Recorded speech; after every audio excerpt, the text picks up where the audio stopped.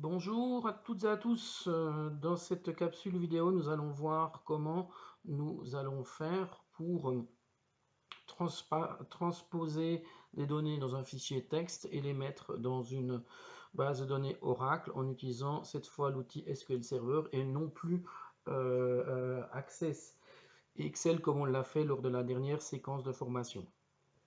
Ici, nous aurons des données qui seront mieux structurées. Nous pouvons le faire parce que nos données sont bien structurées. Nous avons un fichier texte avec nom, prénom, salaire, état civil, naissance, etc. qui, qui contient le nom des colonnes, si on veut. Et puis, on voit qu'on a des données structurées, séparées par des points-virgules. Donc, le nom, le prénom, on voit des salaires, mariés, donc le statut, et la date de naissance. Donc ça, ce sont les données à importer. Et ces données, ben, on devra les importer dans une base, dans une table. Et cette table, ben, ce sera une table temporaire que j'ai créée ici. Donc nom, prénom, salaire, statut, naissance. On voit que dans cette table, on ne se prend pas beaucoup la tête, si vous me permettez l'expression.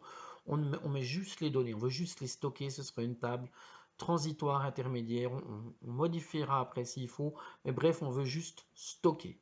Donc stocker, ça signifie quoi? Ça signifie qu'il nous faudra démarrer SQL développeur et créer cette table nécessaire au stockage. Donc j'effectue ceci, on voit que ma table est créée. Et une fois ma table créée, eh bien en fait on pourra sans autre depuis élève, si on la voit bien entendu apparaître, la voilà,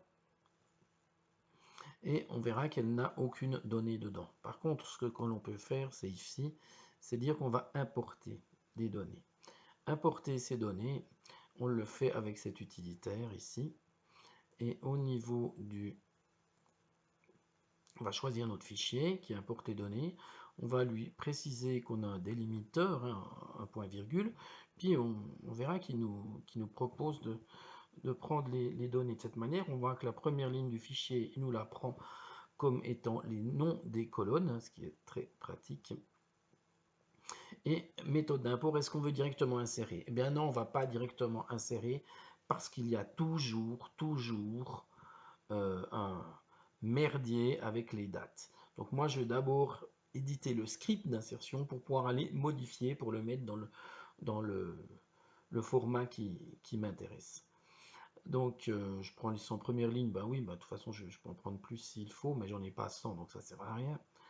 Voilà tous les champs qui sont concernés, puis le nom ira sur le nom, le prénom ira sur le prénom, l'état civil il ira sur le statut, et la naissance, on voit qu'on est embêté. On est embêté, mais ce sera pas trop grave, parce que en fait, on va la prendre sous ce format-là. Enfin, on va voir ce qu'il génère et puis après, on ira un petit peu modifier. Donc, je génère ça. Il me dit OK, qui va générer. Il me génère tout ça. Il est content.